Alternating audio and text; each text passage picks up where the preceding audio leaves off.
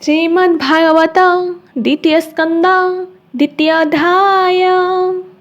श्रीशुक उवाच एजेते कहिले मु तोते ईश्वर शरीर समेते स्थूल देह मनि धरी सुबुद्धि बळे जत्न करी से हरि अंतरे बाहरे अन्य के अछि ए संसारे से सर्वबुद्धि अनुभूत स्वप्न जाग्रत मध्य स्थित सत्यानंद जलनिधि भक्त जनक सर्वसिद्धि जहार तहु ए जगत आत्मर संगे उदयस्त एहि प्रकारे पूर्व काले से आत्मजोनि सयले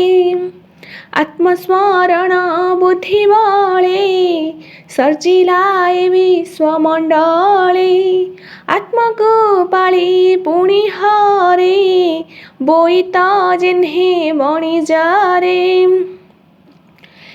सबदमय ब्रह्मपथ जे मार्गे जीवात जात पड़ी भरमई अधौथे किछि न लभे लाभ पदे वासनामय माया जाने न बुझी निरते भ्रमणे ताहांक मध्ये शेष बुद्धि जाने बेपार सदबुद्धि विचार करे माया पथे मोहि भ्रमई किसर्थे श्रमल भैयात जाते लाभ न मिले मोर हस्ते एणु ए पथ श्रम तेजी जे प्राणी आत्म लाभ खोजी प्रत्याशा दूरे परिहरे आत्मारे आत्मा बोध करे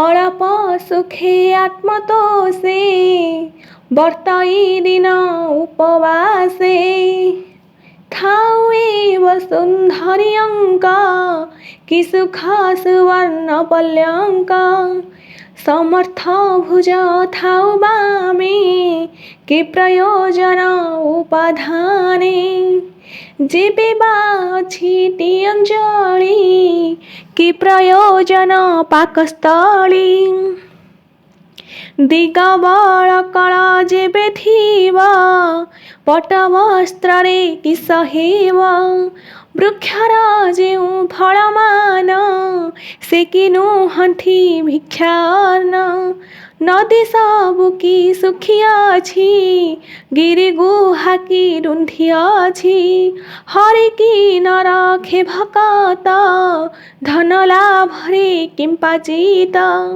एमंत भावे कृष्ण बादे जे प्राणी भजन्ति आनंदे से किंपा धन गर्भी लोके क्षणे भजिबे आत्मसुखे एहि प्रकारे आत्मचिते सिद्धि लभन्ति अनुभूते से प्राणी हुए कृत्य कृत्य ताहाकु प्रसन्न अनंत एणु निरते आत्मयोगे भजिब कृष्ण पादयुगे मुझेते कहिले विश्वासे एणु संसार हेतु नासे ए भावना दर करी संसार चिंता चिते भरी पशुमानक ए गति माया संसारे जे भ्रमन्ति देख संसार प्राणी जेते जंत्रित कर्म आयते बैतरणी नामे नदी जातना मध्ये से प्रसिद्धि तही पड़ई देखु देखु तांक जीवन केबा रखु अर्जिला कर्म फल लभी अशेष देहि ताहा सेबी एबे हो सुण रूपमणि तेणु संसारे तरे प्राणी से अबाए नर शरीरे धारणा जग निर्विकारे स्वदेहे हृदय प्रकाशे से हरि घोर तमनासे प्रादेश मात्र रूप धरी विजय प्रभु नरहरि सूक्ष्म स्वरूप रूप तार सुण सानंदे कुरुवीर श्याम सुंदर भुजचारी शंख कमल चक्रधारी धारणा जोगे हाचिंती निश्चल नयने देखंती प्रसन्न श्रीमुखमंडल लोचन पुंडरीक दल कदम्ब किंचल करसुरंग पीतवसने सोहे अंग अमूल्य हार वक्षस्थले रत्नकेयूर बाहुमूले सुवर्ण किराटी कुंडल सुंदर काकपोल हृदय पद्म मधेश्वरी ए रूप चिंते ब्रह्मचारी श्रीवत्स कौस्तुभमणि सुभर्ण सूत्रे सुख झणी अजानुलंबी वनमाल कंदुबिष्टित वक्षस्थल रत्नमेखला कटी माझे अंगुली मुद्रिका विराजे अंगद नूपुर कंकण विविधे अंग आभरण कमल पुष्प शिरे सोहे नीलकुंतल जनमोहे सुंदर हसित बदन अंजनी विराजे नयन भ्रुभंगानुग्रह मुख भ्रुकुटी कुटील सुरेख एमंती स्वरर देहि चिते चिंतिब माया मोहि जाबत धारणर बळी मन न रहे सुनिश्चली एमंत एक एकंगे नित्य भाविब बुद्धि जोगे हास्य बदनु पाद जाई भाविब विष्णु स्थूल देहे स्थान को स्थान ध्यान करी भितरे पशिब प्रसारी जाबत बुद्धि शरीरे परम शुद्ध न विचारे जाबत विष्णु निज देहि न देखी तत्तर उदय ताबत स्थूल रूप चिंती चित्ते स्मरिब नीति नीति सुखे वास्तिब स्थिरासने स्थूल शरीरे जोग ध्याने एमंते करिब धारण जाबत न घटे मरण पवित्र पुण्य तीर्थ काले मन न करिब चंचले जोग धारणे पंच प्राण साधिब समाधि धारण आसन प्रत्याहार बळे मन को स्थापिब निश्चले मन सहिते इंद्रियगण निर्मल बुद्धि संयम से बुद्धि क्षेत्रज्ञ प्रमाणी आत्मरे क्षेत्रज्ञ को जानी आत्मरे आत्मा को निरोधी एमंत जे जन सुबुद्धि आत्मार लाभ लाभ हेले कर्म छाड़िबु तेते बेले ए भावी जीवन निस्तार कालर नहीं अधिकार देवे नुहति जहि हिंसा त्रिगुणी नुहंति प्रवेश इंद्रिय गणीय गोचर जहि महत तत्ववर एघिनी वैष्णवर धाम परम पद तार नाम କେବେ ନ ପାନ୍ତି ଯାହା ଚିନ୍ତି ନ ଜାଣୁ କହନ୍ତି। ଦୁରାତ୍ମା ଭାବ ପରିହରି ସୁହୃଦ ଭାବ ଚିତେ ଧରି ପରମ ପଦେ କରି ସ୍ଥାନ ତେବେ ସାଧିବ ଦୃଢ଼ ମନ। ବିଶ୍ୱକୁ ବ୍ରହ୍ମମୟ ଭାବି ପାରିଲେ ହେବ ସର୍ବସିଦ୍ଧି। ବାମଚରଣ ପଛ ଭର ତେଣେ ନିରୁଦ୍ଧି ମୂଳାଧାର। ମୂଳ ପବନ ରୁଧେ ଦୋଳି ନାଭି ପବନ ସଙ୍ଗେ ମିଳି। ବେନି ପବନ ତୋଳି ବଳେ ସ୍ଥାପିବ ହୃଦୟ କମଳେ। ତହୁଁ ତୋଳିବ ତିନି ପ୍ରାଣ କଣ୍ଠେ ଯିବ ସଇ ଉଦାନ। ବ୍ୟାନ ପବନ ତାର ତୁଲେ ଧରି ସ୍ଥାପିବ ତାଳୁ ମୂଳେ। ତହୁଁ କୁମ୍ଭକ ସାଧି କରି ପ୍ରାଣକୁ ଭୂମଣ୍ଡଳେ ଧରି। ନିରୋଧ କରି ସ୍ୱାହାଦାରେ ସ୍ମରଣ କରି ଓଁକାରେ। ନିୟତ ଥାଇ ଯୋଗ ବନ୍ଧେ ତେବେ ସ୍ଥାପିବ ବ୍ରହ୍ମରନ୍ଧ୍ରେ। ନିଶ୍ଚଳ ଯୋଗେ ଦୃଢ଼ି ସାଧି ତକ୍ଷଣେ ବ୍ରହ୍ମରନ୍ଧ୍ରେ ଭେଦି। ପରମ ପଦେ ତାର ଗତି ବ୍ରହ୍ମାର ବ୍ରହ୍ମ ଲୋକେ ସ୍ଥିତି। ଗୁଣ ସମୂହ ଅଷ୍ଟନିଧି ଯେଣୁ ବାଞ୍ଛଇ ମନ ସିଦ୍ଧି। ମନ ଇନ୍ଦ୍ରିୟ ଗଣ ମେଲେ ତକ୍ଷଣେ ବ୍ରହ୍ମ ଲୋକେ ମିଳେ। ଯୋଗେଶ୍ୱରଙ୍କର ଏ ଗତି ପରମ ପୁରୁଷେ ବୋଲାନ୍ତି।